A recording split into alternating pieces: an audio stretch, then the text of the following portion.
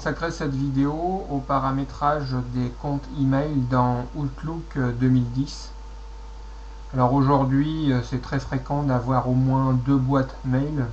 Personnellement, moi, je trouve plus facile d'avoir à gérer mes emails avec Outlook. Au-delà du fait de centraliser l'information au même endroit, les possibilités d'Outlook sont bien plus étendues que celles des solutions en ligne. Alors je vais vous montrer comment on configure un compte et comment on ajoute un compte email dans Outlook 2010. Alors vous lancez Outlook.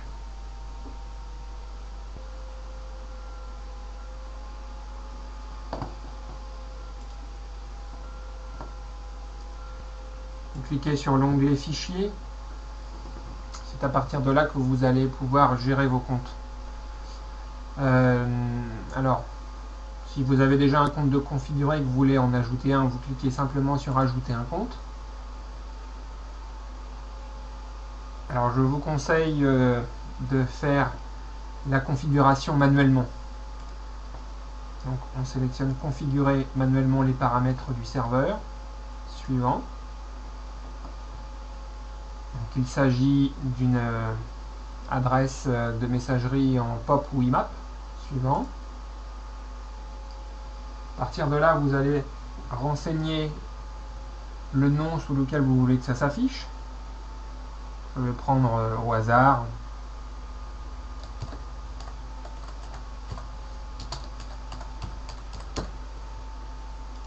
Ensuite, l'adresse email.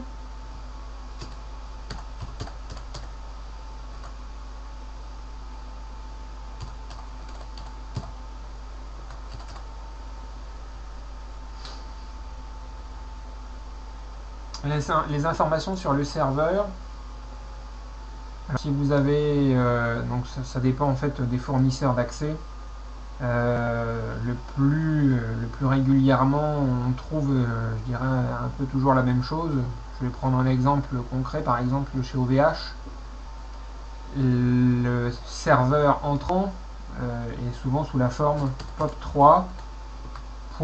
Le nom de domaine dont vous êtes le propriétaire. Donc ici, là, c'est dupont.fr.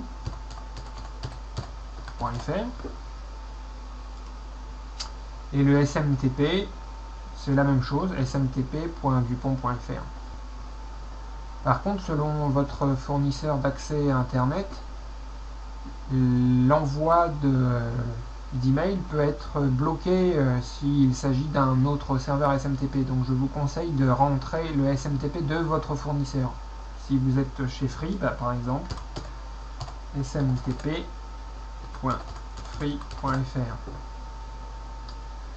Pour être sûr des informations à renseigner concernant les serveurs, vous pouvez les demander auprès de l'hébergeur de votre nom de domaine. Donc on continue. Le nom d'utilisateur, donc dans la plupart des cas, il faut reprendre l'adresse email et le mot de passe.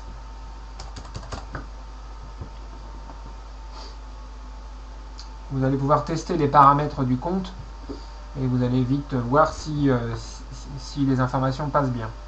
Alors concernant le fichier de données, moi je vous conseille d'utiliser le fichier de données qui est déjà existant. Celui qui a été créé pour la première boîte email, ce qui va vous permettre de stocker tous les emails au même endroit. Donc vous sélectionnez fichier de données Outlook existant, parcourir. J'ai personnellement placé ce fichier à un endroit particulier. Chez moi, je l'ai mis dans mes documents, mes emails. Voilà, je retrouve mon fichier Outlook. C'est OK. À partir de là, vous faites suivant. Donc dans mon cas, ça ne fonctionne pas parce que j'ai rentré n'importe quoi. D'ailleurs, si ça ne fonctionne pas, vous ne pouvez pas aller plus loin. Donc, je vais arrêter la procédure ici et je vais prendre un de mes comptes qui fonctionne. On les retrouve dans paramètres du compte, dans mon compte par défaut. Vous pouvez voir ici en fait l'emplacement du fichier outlook.pst, là où sont stockées toutes les informations qui concernent aussi bien les emails que les contacts. Voilà, on retrouve donc les informations concernant ma boîte mail. Donc vous voyez, mon nom de domaine est hébergé chez OVH. Donc on retrouve ce type de configuration pop3, le nom de domaine. Voilà. Ainsi donc, tous vos comptes email vont apparaître dans cette liste. Et tous les emails seront reçus dans un endroit unique, dans ce fichier Outlook. Il vous sera facile à partir de là de créer des règles qui permettront de ranger automatiquement les emails là où vous le souhaitez.